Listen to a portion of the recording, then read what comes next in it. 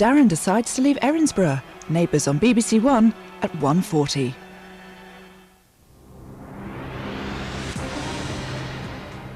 These 5 people are amongst the greatest quiz players in Britain. Together they make up the Eggheads, arguably the most formidable quiz team in the country. The question is, can they be beaten?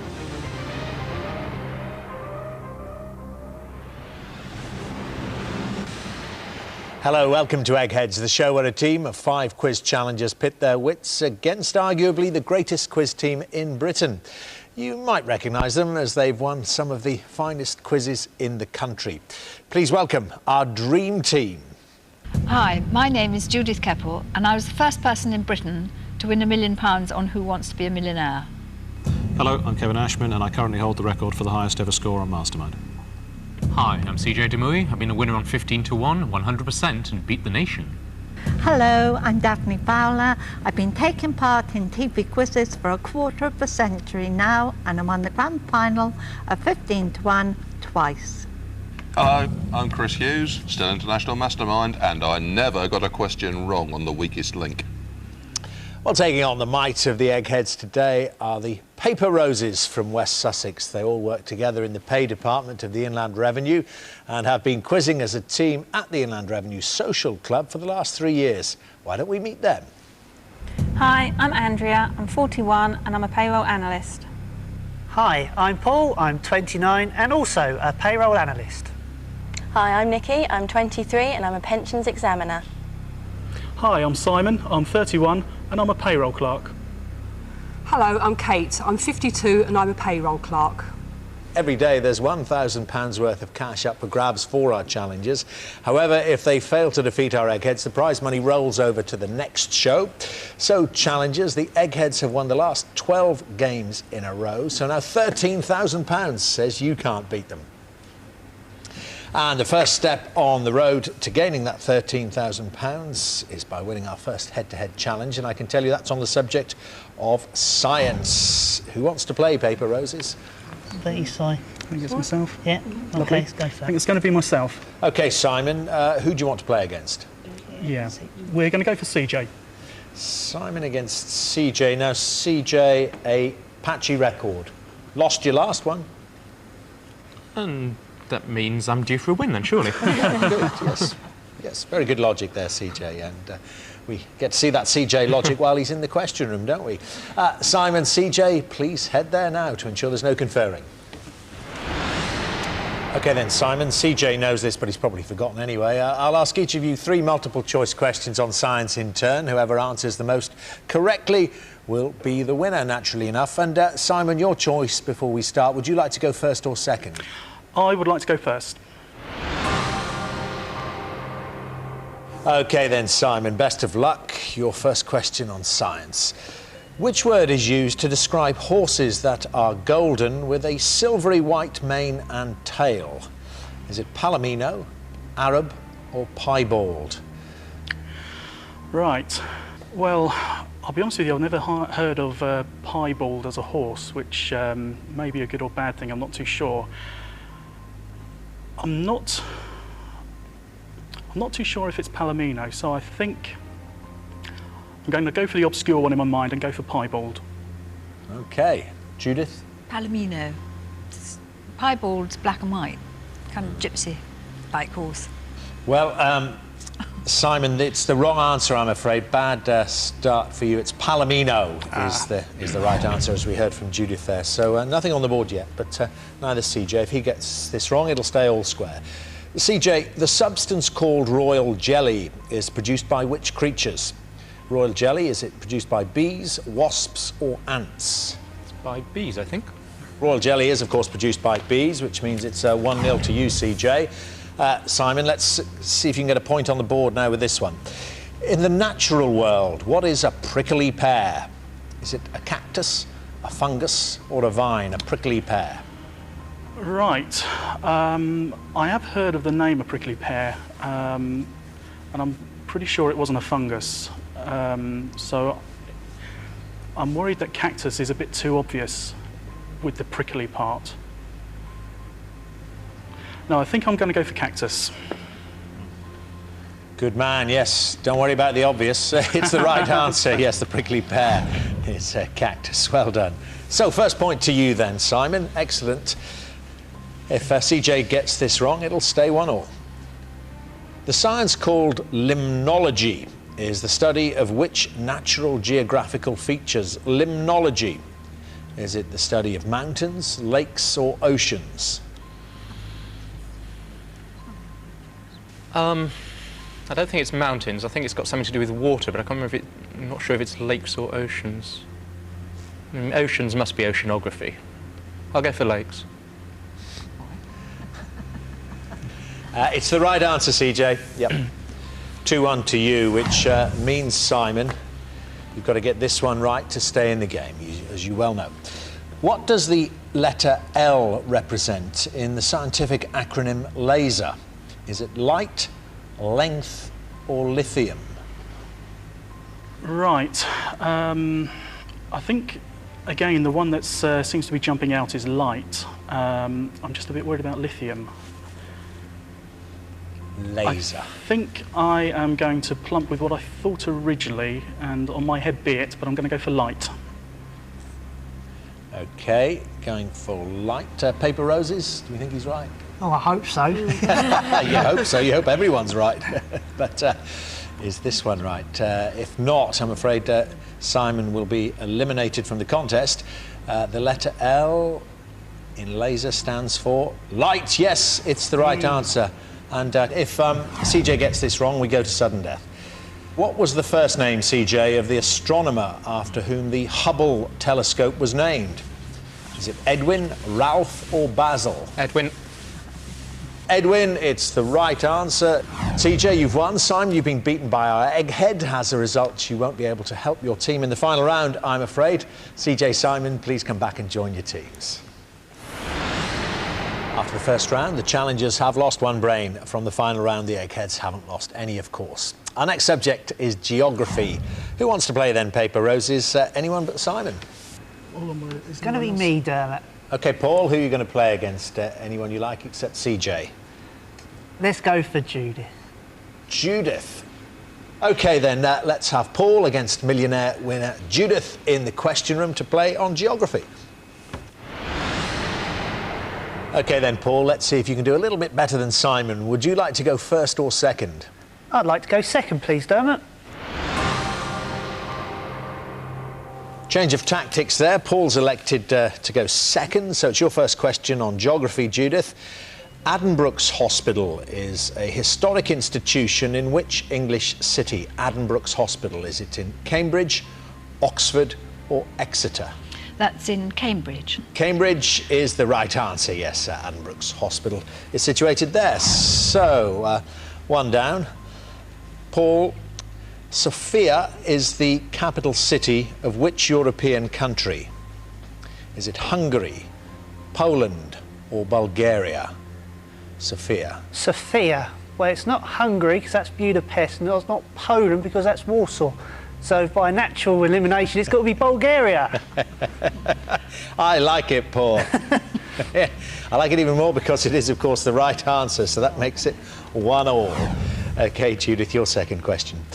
The ruins of the Labyrinth, the home of the Minotaur in Greek myth, are a feature of which Greek island? Kos, Rhodes, or Crete? I think they're in Crete.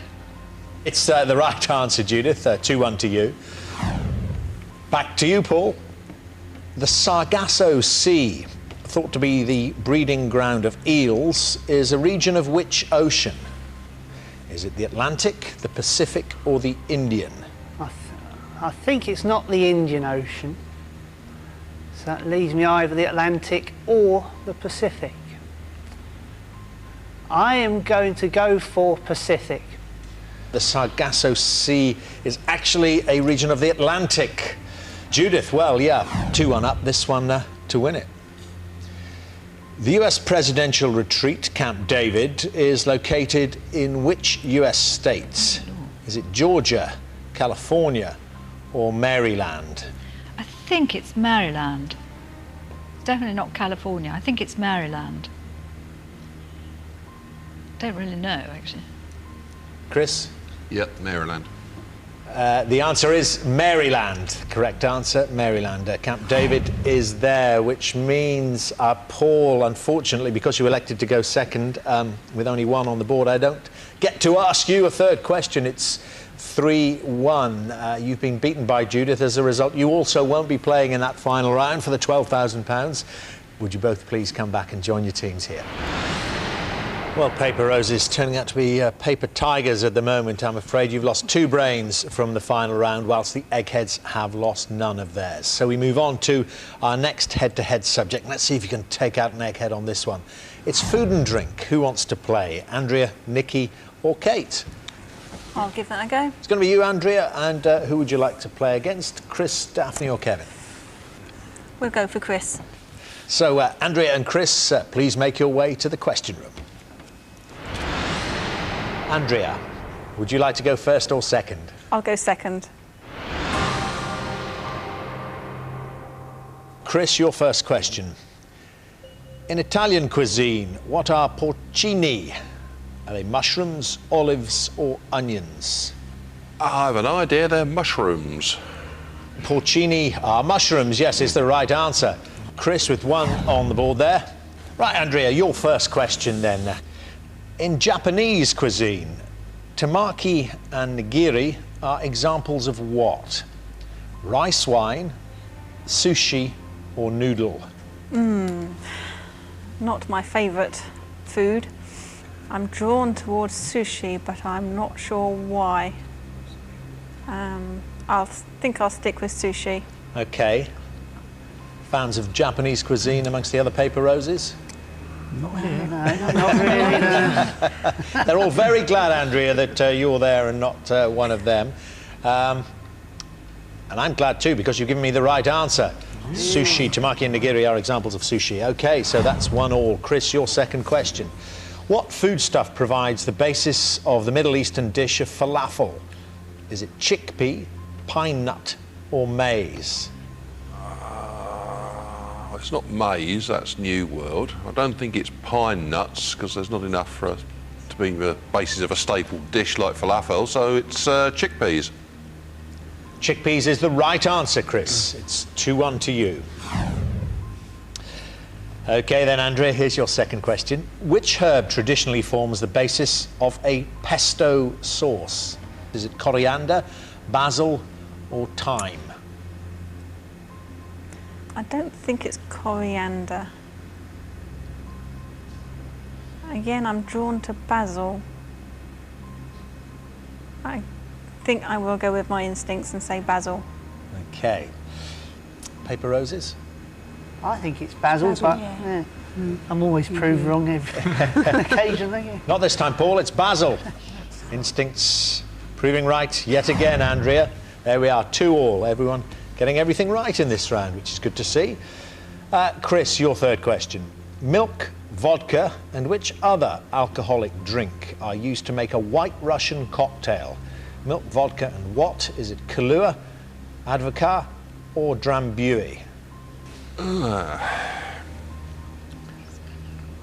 you've got me here. I don't think it's Kahlua, because that would stain it a rather nasty dark brown colour. And I think Drambuie would fight with the vodka.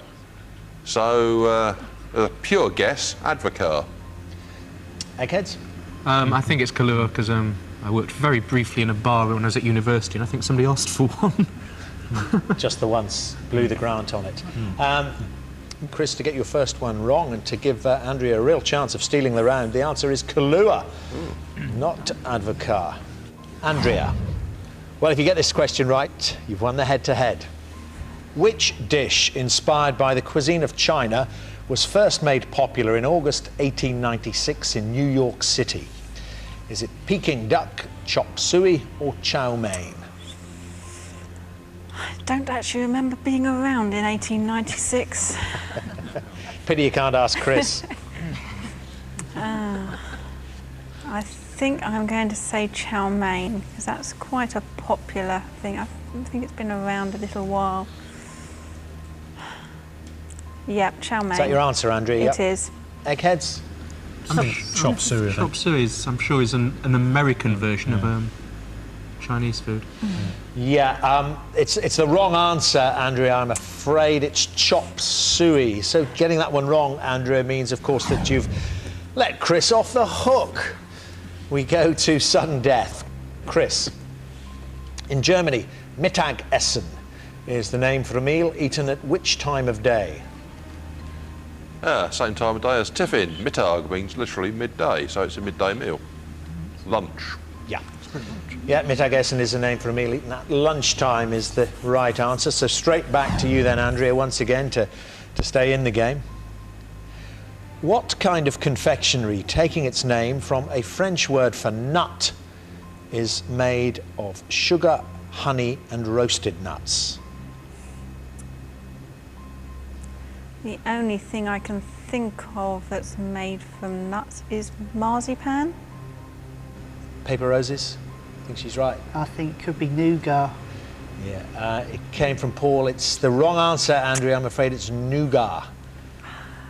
Oh dear, Andrea, you were so close there. We really do need to get a few more of you Payper Roses into that final round. There's £13,000 at stake, of course, but unfortunately you're not going to be part of the team playing for it. So Andrea and Chris, please come back and join your teams.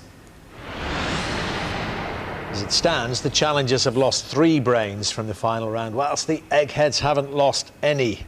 Let's see if we can change that a bit. Our next subject is sport. So, Nikki or Kate, which one of you wants to play against Daphne or Kevin? I'll go for that one. OK, Nikki, Daphne or Kevin then? Kevin, yeah. I'll go for Kevin. OK, then, Nikki against Mastermind Kevin. Let's see how you do on sport. Please take your positions in the question room. OK, then, Nikki, would you like to go first or second? I think I'll go first, please, Dermot. Here we go, it's sport, your first question.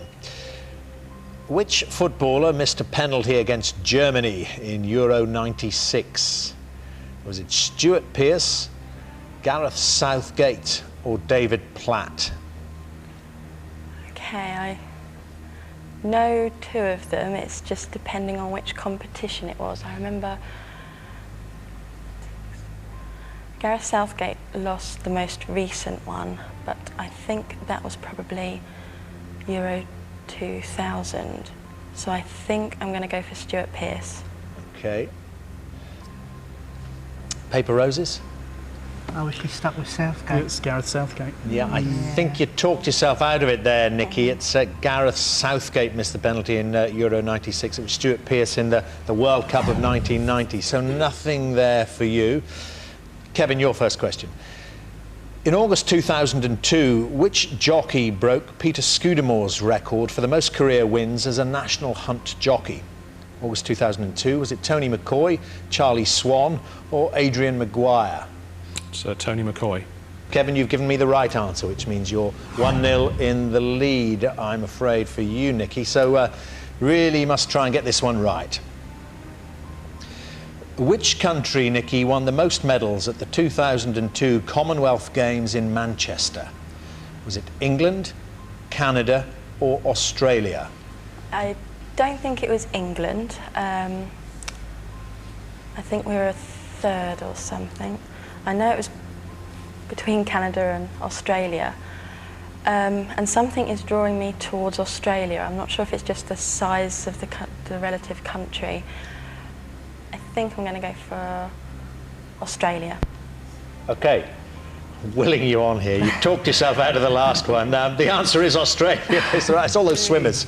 That's it. Well done. They won the most medals at the 2002 Commonwealth Games. I think it really would have been curtains if you got that one wrong. Here's your second question, Kevin. Who became World Superbike champion in 2003? Was it Carl Fogarty, Troy Bayliss or Neil Hodgson? I think it's Neil Hodgson. Carl Fogarty was the sort of great British one of the 90s and right up to around the turn of the century. He won it a few times. Troy Bayliss is an Australian and has won it recently, but I think Neil Hodgson won it last year. Got it back for Britain.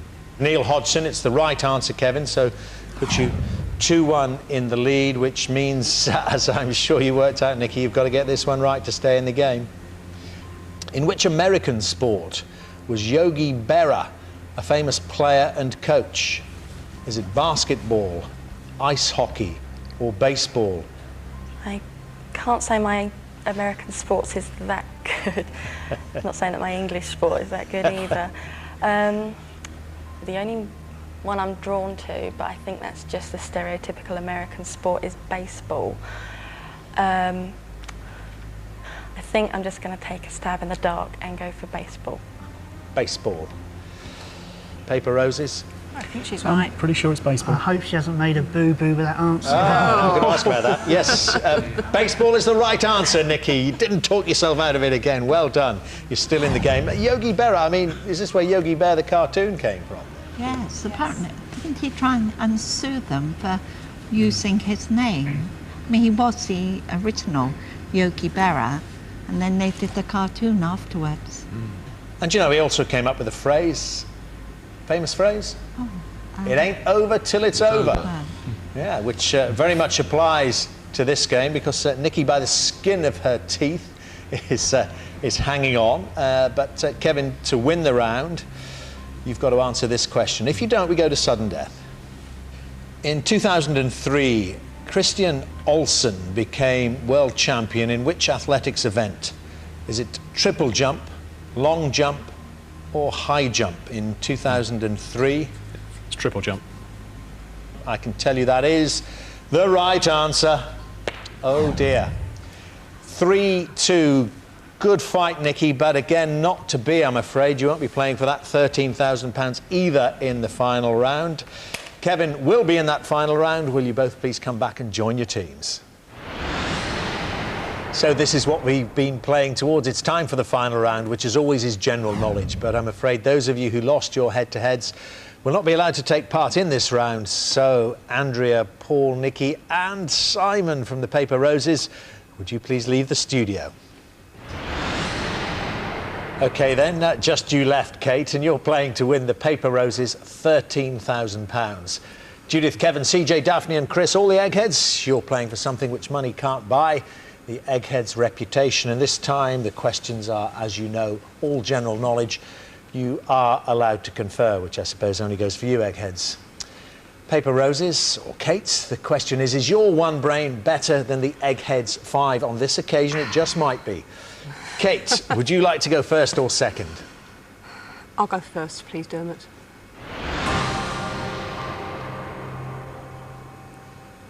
Here we go. Best of luck. £13,000. Before it was converted into an art gallery, what was the Musée d'Orsay in Paris? Was it a railway station, a cathedral, or a factory?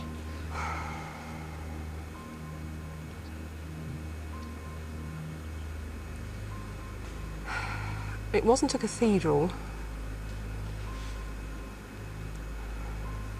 The Gare d'Orsay seems to ring a bell, which would indicate railway station, but I'm not sure. On the other hand, the Orsay was something to do with goldsmiths, which would indicate a factory. I'll go for railway station. OK, I thought you were going to say factory for a moment. Judith, is she right? Yes, she is. Well done, you are right, Kate. Oh, thank goodness. A bit of a cheer on the bench behind you there. The silent other members of the Paper Roses. Very well done, Kate. That pressure must be enormous. Well, you've got the first one under your belt. It's 1-0 to you. OK. Eggheads, 1, 2, 3, 4 and 5. Can you tell me, CH is the international car index mark of which country? Is it Spain, Sweden or Switzerland? It's Switzerland. What does it stand for? The Helvetic Confederation in French. Confédération Helvétique. Thank you. CH is the car index mark of Switzerland, as I'm sure you knew, Kate. So that makes it 1-1. Kate, in which year did Karol Józef Wojtyła become Pope John Paul II? In which year? Was it 1968, 1978 or 1988? Karol Yusuf Wojtyła. 1978. Okay, and what year did he become Pope John Paul II? Saying 1978, Yep. not 68? No, 78. It was the year of 3 popes. I like it. Egghead level of knowledge there. 1978 is the right answer. Because we had Pope John Paul I, Pope John Paul II in that year. Yep, it's excellent stuff there, Kate. 2 out of 2. Well done. Okay then, Eggheads. This would be good. If you get this wrong. Used for measuring horses, how many inches are there in a hand? 4. 4, 6 or 8? Oh, sorry. Sorry. 4. 4, which is the right answer. Okay, it's 2-all, which means now it's getting very, very serious indeed. Kate, Alba is the modern Gaelic name for which country? Is it Scotland, Wales or Ireland? Alba.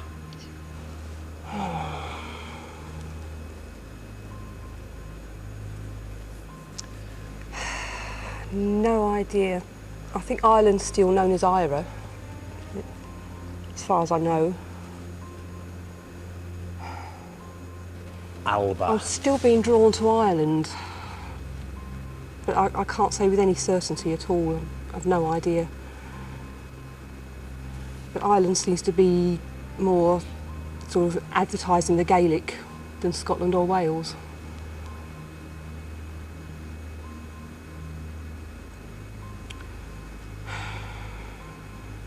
I'll go for Ireland. It's the wrong answer, Kate. Sorry. Oh, never mind. Trying to will you towards the right one, which is Eggheads? Scotland. Yeah. Is it? Scotland. I thought you'd ruled Ireland out there when you went for Era. Yeah. Alba's the modern Gaelic name for Scotland, which means your first X, your first blank on the board there, which means it's not necessarily over, Kate. But to win the game, to keep the streak going, to make it 13 on the trot, Eggheads, give me a correct answer to this question. Who received an Oscar nomination for Best Supporting Actor in 2004 for their performance in The Cooler? Was it William H. Macy, Billy Bob Thornton or Alec Baldwin? Alec Baldwin. It's got to, yeah, because Macy's the star, Yeah. so it's Baldwin. Yeah, go on. Yeah, it was Alec Baldwin. Have you seen The Cooler? I haven't, but I remember seeing an interview with him after he got the nomination. Alec Baldwin, it's the right answer. Kate's, unfortunately, just one mistake as ever has proven to decide the game, as it did in those head-to-heads as well. It's been ever so close. I don't think the end result has shown how close the game was, but it means that the Eggheads have done what comes naturally to them, and their winning streak continues. It goes on and on. I'm afraid you won't be going home with that £13,000, which means that the money, of course, rolls over to our next programme. Eggheads, congratulations, and you know I mean that most sincerely as ever. Can anyone beat you? That's the question. Join us next time to see if the new challengers have the brains to defeat the Eggheads. £14,000 says they can't. Goodbye. It's nice to actually be on the same side, Yes. because we've known one another and been aware of one another for quite a few years. So it's nice to actually be part of the same team. When we're playing the game, it's multiple choice. What we actually do is put our hand up and then we go 1, 2 or 3, but behind our hands so that nobody can see apart from ourselves. You know, just to check that we are right. It's the teamwork gelling. Yes. Heartbreak for Libby as Darren decides to take off. That's Neighbours coming up.